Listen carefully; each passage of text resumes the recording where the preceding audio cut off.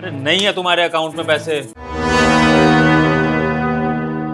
क्यों बार बार आके परेशान करती रहती हो हमें? देखो ये बैंक है, तुम्हारे बेटे का ऑफिस नहीं है जो मुंह उठा के इधर चली आती हो।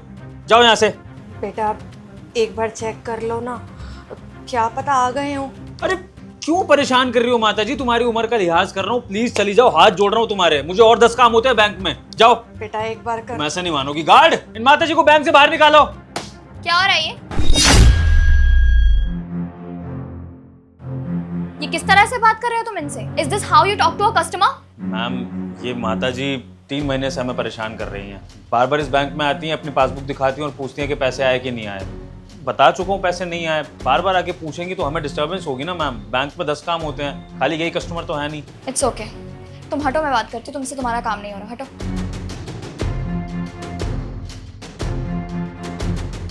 माता जी बैठिए। हाँ बताइए क्या प्रॉब्लम और आप इतनी परेशान क्यों हैं? बेटा मैं रोज चक्कर मारती हूँ, रोज बैंक में आती हूँ पैसे पता करने के लिए कि मेरे खाते में कितने पैसे आए हैं, पर कोई जवाब ही नहीं देता है। माता जी आपके खाते में पहले से ही पैसे थे या फिर कोई भेजने वाला था?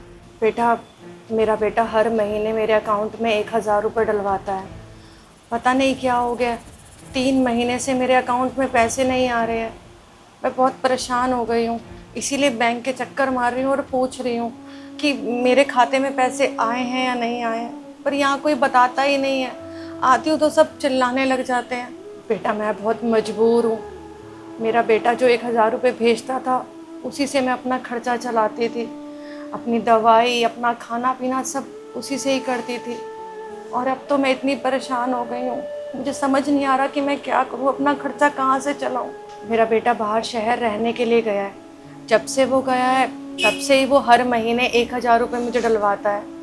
उन्हीं पैसों से मैं अपना गुजारा करती हूँ और कोई सहारा नहीं है मेरे पास इकलौता सहारा यही है।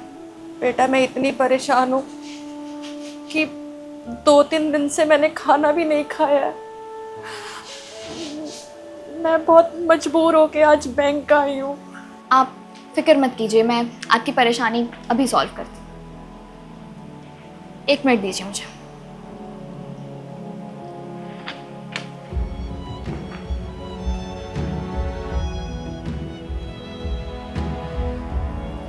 हाँ शर्मा जी, आप ये डील डन समझिए।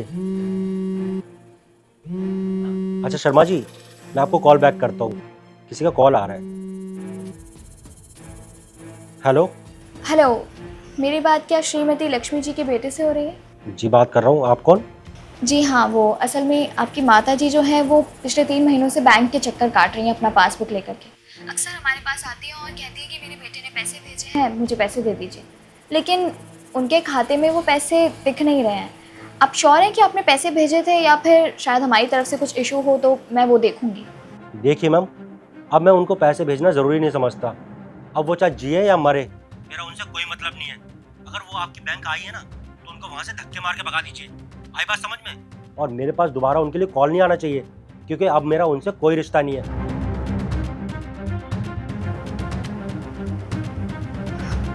ओके सर, कोई बात नहीं, वी आर रियली सॉरी, हम समझ सकते हैं, हमारी तरफ से ये इशू होगा। Okay sir, thank you. बेटा क्या कह रहा था मेरा बेटा? माता जी आपको फिक्र करने की कोई ज़रूरत नहीं है, गलती हमसे ही हुई है, हम माफ़ी चाहते हैं। आपके बेटे ने तो पैसे भेजे थे, लेकिन हमारी तरफ से गलती हो गई और आपके अकाउंट में वो पैसे रिफ्लेक्ट नहीं कर रहे थे। आप एक काम करिए, बाहर जाकर इंतज़ार करिए, आपके पैसे आपके खाते में आ जाएंगे थोड़ी देर में, और आपको कैश भी दे देंगे हम निकाल कर। बहुत बहुत धन्यवाद बेटा, सच में तुम बहुत अच्छी हो, मेरी बहुत मदद की है। मेरी कोई बेटी तो नहीं है, पर मेरी बेटी होती ना तो बिल्कुल तुम्हारी जैसी होती, जो मेरा बहुत अच्छे से ध्यान रखती। भगवान तुम्हारा भला करे, तुम हमेशा खुश रहो। तुम्हारे माँ बाप ना बहुत खुशकिस्मत हैं जो तुम्हारे जैसी बेटी है उनके पास। बेटा मैं तुम्हारा एहसान ज़िंदगी भर नहीं चुका सकती। अरे माता जी देखिए, ये तो हमारा काम है कि आप यहाँ पर आएँ और हम आपकी परेशानी को हल करेंगे। आप इतना मत सोचिए, जाकर इंतज़ार करिए, आपकी परेशानी ख़त्म हो चुकी है। मैं बाहर इंतज़ार करती हूँ। बिल्कुल।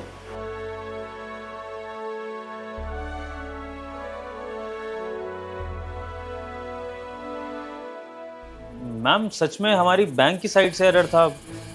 आई मीन लास्ट 3-4 महीनों में तो कोई सर्वर एरर भी नहीं आया बैंक में, तो ऐसे कैसे पैसे रिफ्लेक्ट नहीं हुए? नहीं, हमारे बैंक के सर्वर में कोई एरर नहीं था। इनफैक्ट आंटी जी के बेटे ने कभी पैसे भेजे ही नहीं। जब मैंने उसे कॉल किया तो उसने साफ मना कर दिया कि उसका अपनी माँ के साथ कोई रिश्ता ही नहीं है और वो उनका ख्याल ज़िंदगी भर नहीं रख सकता। 1,000 रुपये नहीं भेज सकता वो अपनी माँ के लिए महीने में, जबकि शायद वो शहर में काफ़ी अच्छे खासे पैसे कमा रहा होगा। तो मैं चाहती हूँ कि मैं आंटी जी की मदद करूँ, क्योंकि अगर उन्हें सच्चाई के बारे में मालूम होगा तो उनका दिल टूट जाएगा। इसलिए मैं चाहती हूँ कि आंटी जी को बिना पता चले ही मैं उनकी मदद कर दूँ। तो तुम एक काम करना, मेरा कार्ड लेकर मेरे अकाउंट से पैसे निकालना 3,000 रुपये और उनके अकाउंट में डाल देना, और फिर उसके बाद उन्हें कैश भी दे देना निकाल कर, ठीक है? मैम आप अपने पास से क्यों पैसे दे रही हैं आंटी जी को? विभोर, मुझे उन आंटी में मेरी माँ दिखी। तुम्हें पता है, मैं वो लड़की थी जिसके जन्म पर उसके घर वाले बहुत निराश हुए थे। यहाँ तक कि उसके खुद के माँ बाप भी ये सोचते थे कि घर में बेटी पैदा हुई है मतलब वो हम पर बोझ बन जाएगी। बचपन से लेकर अब तक मैं बड़ी हुई तो हमेशा मैंने उनकी आंखों में मेरे लिए वो प्यार नहीं देखा जो माँ बाप की आंखों में अपने बच्चों के लिए होता है। मुझे ऐसा लगता था कि मैं उनके ऊपर बोझ हूँ।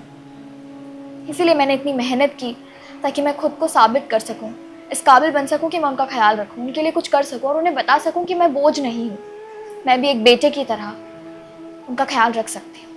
लेकिन किस्मत को ये मंजूर नहीं था। जब मैं स्कूल में पढ़ रही थी तभी मेरे पापा हम सबको छोड़ के चले। फिर रिश्तेदारों ने हमसे मुँह मोड़ लिया। उसके बाद मेरी माँ ने ही ना चाहते हुए भी खुद का और मेरा जैसे तैसे गुजारा किया। और फिर जब मैं काबिल होने ही वाली थी, इस लायक बन ही गई थी कि मैं उनका ख्याल रखूं और उन्हें एक अच्छी ज़िंदगी दे सकूं, मेरी माँ भी मुझे छोड़कर चली। मैं उन्हें साबित ही नहीं कर पाई कि उन्हें बेटे की ज़रूरत नहीं है, क्योंकि उनके पास पहले से ही एक बहुत अच्छी बेटी जो काबिल है, सक्सेसफुल है, उनका ख्याल रख सकती है। तो बस इन माँ जी को देखकर मुझे अपनी माँ की याद है। आज उनके बेटे ने उनका साथ छोड़ दिया, वो उनका ख्याल नहीं रखना चाहता। इन आंटी जी को देखकर मुझे आज इनमें अपनी माँ दिखी, लेकिन उनके बेटे ने तो उनका सहारा बनने से साफ इनकार कर दिया। अब इन माता जी को ही देख लो। हो सकता है कि जैसे मेरे माँ बाप चाहते थे कि उनके घर में एक बेटा हो, लेकिन बेटी हो गई तो वो निराश हुए। इनके घर में बेटे ने जन्म लिया तो ये कितनी खुश हुई होंगी, कितनी उम्मीदें होंगी इनके मन में अपने बेटे को लेकर। बेफिक्र होंगी कि मेरा बेटा बुढ़ापे में मेरा सहारा बनेगा, मेरा ख्याल रखेगा। लेकिन उनके बेटे ने तो उनका ख्याल रखने से साफ मना कर दिया। वो अपनी माँ का सहारा बनना ही नहीं चाहता। उसके लिए अपनी माँ की कोई कीमत ही नहीं है उसकी ज़िंदगी में। बस इसीलिए मैं उनकी मदद करना चाहती हूँ, क्योंकि मुझे उन्हें देखकर अपनी माँ की याद आती है। आज उनका बेटा उनको सहारा नहीं देना चाहता, लेकिन ज़िंदगी ने मुझे फिर से एक बार बेटी बनने का मौका दिया कि मैं उनकी बेटी की तरह उनको सहारा दे सकूं, उनकी मदद कर सकूं। हाँ, मैं उन्हें बताऊंगी नहीं कि उनकी मदद मैं कर रही हूँ। जो पैसे उनके खाते में आज के बाद भेजे जाएंगे वो मेरे पैसे होंगे, उनके बेटे के नहीं।